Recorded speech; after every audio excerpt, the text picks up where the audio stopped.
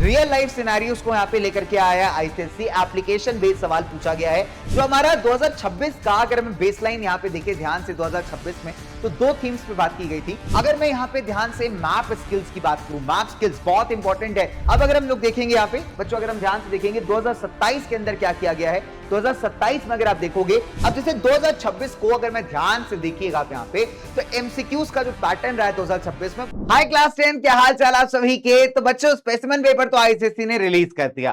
सवाल ये उठता है कि क्या कोई चेंज है स्पेसिमेन पेपर के अंदर। मेरे पास फिलहाल लास्ट ईयर वाला भी है, ठीक है, हिस्ट्री सिविक्स ज्योग्राफी का 2026 का पेपर, और इस साल वाला भी है जो बेसिकली 2027 के लिए आईसीएसई ने रिलीज किया है। The point is very simple कि आपने हो सकता है इस पेपर को ऑलरेडी सॉल्व कर लिया, आपको काफी इजी भी लगा हो। इनफैक्ट मैंने क्लास में भी हिस्ट्री सिविक्स का पेपर डिस्कस किया था इन जनरल। तो अगले कुछ मिनट में मैं आपके साथ कुछ बड़ी चीजें एनालाइज करने वाला हूं यहाँ पे, तो इस वीडियो को बहुत ध्यान से देखना। बहुत जल्द आपके लिए डिटेल सोल्यूशन वीडियो यूट्यूब पे आ जाएगा, लेकिन फिलहाल ये क्विक एनालिसिस आपको जानना बहुत जरूरी है, बिकॉज अभी आपको अपनी प्रिपरेशन वैसे ही स्ट्रेटेजाइज करनी पड़ेगी, ठीक है। तो अगर मैं आईसीएसई के पर्सपेक्टिव की बात करूं, तो आईसीएसई जो है एक सिंपल रिकॉल क्वेश्चन से ना एकदम प्रॉपर कंसेप्ट और कहते हैं ना एनालिसिस बेस्ड क्वेश्चंस की तरफ ज्यादा गया है 2027 के अंदर, व्हिच मींस दैट कि बोर्ड्स के अंदर आपको ऐसे एनालिसिस बेस्ड और कंसेप्चुअल क्वेश्चंस देखने को काफी मिलने वाले हैं। जैसे अगर इस ग्राफ को एनालाइज करें तो देखो 2026 का मेन फोकस था कि आपका जो इंफॉर्मेशन है कुछ रिकॉल बेस्ड क्वेश्चन है, ठीक है, या फिर आइडेंटिफाई करना है। लेकिन 2027 में अगर आप देखोगे तो यहां पे एनालिटिकल रीजनिंग और एप्लीकेशन बेस्ड सवाल को स्पेसिफिक पेपर में ज्यादा इंपॉर्टेंस यहां पे दी गई है। दैट मींस आईसीएसई क्लियरली कह रहा है कि हम स्टूडेंट्स को चाहते हैं उसके कॉन्सेप्ट पे टेस्ट करना। अब ध्यान से देखना, अगर मैं पेपर पैटर्न की बात करूं तो ऑब्वियसली बात है पेपर का पैटर्न जो मेन स्ट्रक्चर उसमें चेंजेस नहीं आए। जैसे हिस्ट्री सिविक्स आपका 80 नंबर का होता है, पार्ट 2 50 मार्क्स, पार्ट 1 30 मार्क्स, ठीक है। ज्योग्राफी की अगर बात की जाए तो ज्योग्राफी का भी सेम है, पार्ट 1 आपका 30 मार्क्स कंपलसरी है, मैप स्किल्स, एमसीक्यू, टोपो शीट्स वगैरह, और पार्ट 2 में आपका प्रॉपर जो है चॉइस बेस्ड सेक्शंस आपको मिल जाते हैं, 50 मार्क्स का रहता है, 2-2 घंटे आपको मिलते हैं सॉल्व करने के लिए, ठीक है।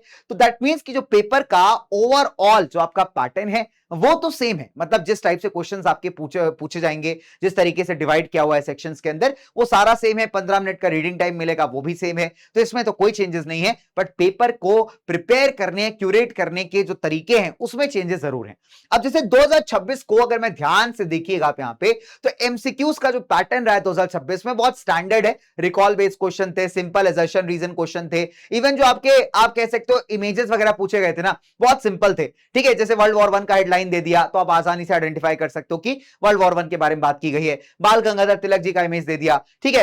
एक्सट्रैक्ट्स की बात करें तो शॉर्ट न्यूज बेस्ड एक्सट्रैक्ट्स थे आपके, है ना, एडजर्नमेंट मोशन पे, सॉल्ट मार्च वगैरह पे।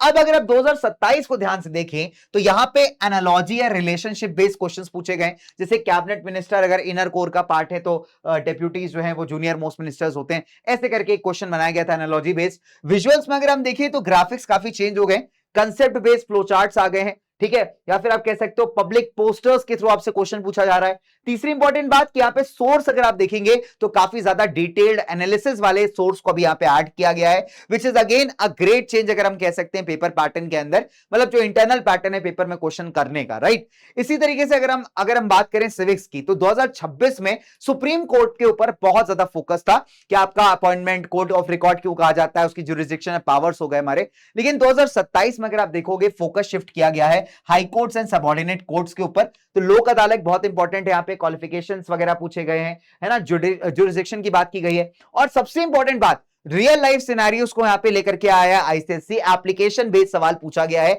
जैसे रिट्स कैसे अप्लाई होती हैं, फंडामेंटल राइट्स को अगर मान लीजिए कोई वायलेट कर देता है, ठीक है। काउंसिल ऑफ मिनिस्टर्स के हायरार्की पे क्वेश्चन पूछा गया है, which means that कि एप्लीकेशन और कंसेप्ट बेस्ड आईसीएसई आपको टेस्ट कर रहा है। इसके अलावा अगर मैं आपसे बात करूं यहां पे देखिए जो हमारा 2026 का, अगर हम बेसलाइन यहां पे देखें ध्यान से 2026 में, तो दो थीम्स पे बात की गई थी। नंबर 1 वर्ल्ड वॉर 1 को काफी इंपॉर्टेंस दिया गया था, साथ ही साथ जो अर्ली असर्टिव नेशनलिस्ट है उनसे लगातार क्वेश्चन बना था। लेकिन 2027 में एक चेंज हमको दिखता है, वर्ल्ड वॉर 2 और डिक्टेटरशिप से क्वेश्चंस काफी पूछे गए, ठीक है। इसके अलावा अगर आप देखोगे तो फॉरवर्ड ब्लॉक और आईएनए को यहां पे जो है काफी फोकस में लेकर के आई है इस बार आईसीएसई। तो पहले जहां तक अर्ली नेशनलिस्ट बहुत डोमिनेट कर रहे थे लास्ट ईयर तक, वहीं पे आप देखोगे थोड़ा सा फोकस फॉरवर्ड ब्लॉक आईएनए या later phase of the national movement की तरफ शिफ्ट हुआ है, जो कि अच्छा आपको गेस देता है कि कैसे आपको जो है प्रिपेयर करने, कौन कौन से चैप्टर्स पे काफी फोकस रख के चलना है, ठीक है। इसके अलावा अगर मैं आपसे बात करूं यहां पे कि पहले जो एमसीक्यूज आ रहे थे आपके बिल्कुल सिंपल रिकॉल बेस पे, सिंपल आपको डेटा पता है, बेसिक एप्लीकेशन पता है, ऐसे आप आंसर कर लोगे। ठीक है, फोटोग्राफ्स आपके बिल्कुल सिंपल थे, डैम्स दे दिया, सोलर एनर्जी पैनल्स दे दिए, पूछा बताइए कौन सी एनर्जी है, ओपन डंपिंग का एक पोस्टर आपको दे दिया, बताया कौन सा मेथड है आपका ये। ठीक है, तो अब उससे ना यहाँ पे आपको चेंज देखने को मिल रहा है। एमसीक्यूज अगर आप देखेंगे काफी एनालिटिकल हो गए हैं। ठीक है, एनालॉजी बेस्ड क्वेश्चन आपको दिया जा रहा है, जैसे एक सॉइल वाला क्वेश्चन आपको दिख रहा है, स्टेट्स डायरेक्ट ना पूछ करके जो है आपसे एक रिलेशन बेस्ड क्वेश्चन आपसे पूछ रहा है। इसके अलावा आप जो है अभी प्रोसेस ओरिएंटेड इमेजेस काफी आपको दिए जा रहे हैं, जैसे आपका रूफटॉप रेन वाटर हार्वेस्टिंग का डायग्राम दे दिया गया, उससे आपसे क्वेश्चन पूछ लिया। ठीक है, मिक्स फार्मिंग के ऊपर आ गया क्वेश्चन आपका, वेस्ट मैनेजमेंट के ऊपर ऐसे क्वेश्चन आपको पुट अप कर लिए गए। राइट, तो यहाँ पे थोड़ा सा ना प्रॉपर एप्लीकेशन बेस्ड आपको देखने को मिल रहा है। अगर मैं यहाँ पे ध्यान से मैप स्किल्स की बात करूं, मैप स्किल्स बहुत इंपॉर्टेंट है, बिकॉज पूरा 10 नंबर आपको ये दे करके जाएगा आपके पेपर के अंदर। टोपो शीट 10 नंबर का, 10 नंबर का मैप वर्क हो गया आपका। अब 2026 तक डायरेक्ट मैपिंग पूछी गई थी, कोई ऐसा ज्यादा इसमें चेंजेस नहीं थे। 2027 का अगर आप स्पेसिमेन देखोगे तो यहां पे थोड़ा स्प्लिट कर दिया है। इन्होंने क्या किया है कि देखो 6 फीचर्स तो आपको कह दिए कि भाई आप लेबल करिए, मार्क करिए, और 4 आप देखेंगे आइडेंटिफाई करने के लिए भी दे दिए गए। तो दैट मींस दैट कि आपको दोनों के लिए प्रैक्टिस करना रहेगा, भी आइडेंटिफिकेशन के लिए और लेबलिंग के लिए। ठीक है, तो अच्छी मैप प्रैक्टिस से नो डाउट आप इसको डिकोड कर सकते हो, कोई प्रॉब्लम नहीं है यहां पे। ठीक है, तो मैप वर्क के अंदर एक काफी अच्छा बड़ा चेंज हमको दिखता है। इसके अलावा अगर आप ध्यान से देखें ज्योग्राफी के जो क्वेश्चंस आ रहे हैं वो कैसे आ रहे हैं, जैसे क्लाइमेट चैप्टर ले लेते हैं। क्लाइमेट से 2026 में बेसिक फैक्टर क्या इन्फ्लुएंस करते हैं, जर्नल्स जो डेटा आपको दे दिया अपना स्टेशन वाला, उससे कैलकुलेट करके बताइए एवरेज रेनफॉल वगैरह। 2027 में यहां पे इन्होंने थोड़ा सा मानसून की तरफ शिफ्ट दिखाया है, मैकेनिज्म्स की बात की गई है कि मैकेनिज्म्स या गिव रीजन टाइप के क्वेश्चन काफी आपको देखने को मिल रहे हैं। ठीक है, इसके अलावा अगर आप देखेंगे सॉइल्स वाला, जैसे सॉइल्स चैप्टर हम ले ले तो पहले क्या होता था, भांगर वर्सेस खादर का डिफरेंस हो गया।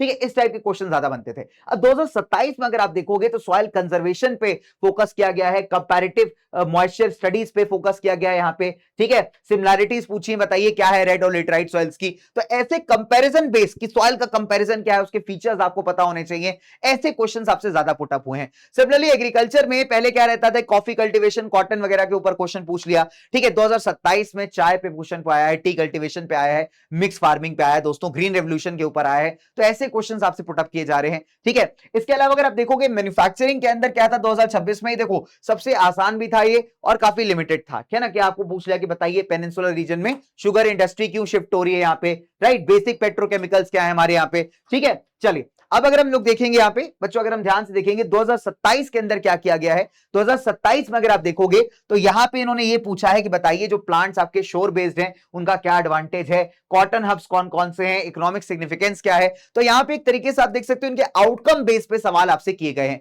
ठीक है, क्लियर है बात, याद है। चलिए इसी तरीके से अगर आप देखोगे वेस्ट मैनेजमेंट में क्या होता था 2026 तक, आपसे ये पूछता था कि क्या क्या डेंजर्स हैं हमारे अनमैनेजेबल वेस्ट के, है ना, कि क्या इंपैक्ट पड़ता है ओपन डंपिंग का, एनवायरमेंट कैसे खराब होता है। केस स्टडी भी इनफैक्ट जो है इसी से रिलेटेड आई थी। लेकिन अब जो है आईसीसी फोकस कर रहा है सॉल्यूशंस के ऊपर। सरकार का भी अगर आप देखोगे, सरकार भी सॉल्यूशंस पे बात कर रही है इस टाइम पे, सस्टेनेबिलिटी पे बात कर रही है, और आईसीसी में देखा गया है कि आईसीसी चीज को पिक करके चलता है। ठीक है, तो यहां पे सस्टेनेबिलिटी सोल्यूशन इसके ऊपर यहां पे ज्यादा काम कर रहा है आईसीएससी इस बार, right. And the most important part यार कि जो आईसीएससी 2027 में आपसे डिमांड करेगा वो सिर्फ रोट लर्निंग नहीं है, बल्कि वो आपसे ये कह रहा है कि आप जो है सिंपल रीजनिंग बेस्ड, आप असर्शन बेस्ड, आप यहां पे आप कह सकते हो अपना कंसेप्ट बेस्ड जो है पढ़ाई आपको करनी है, स्ट्रेटेजाइज आपको करना है दोस्तों।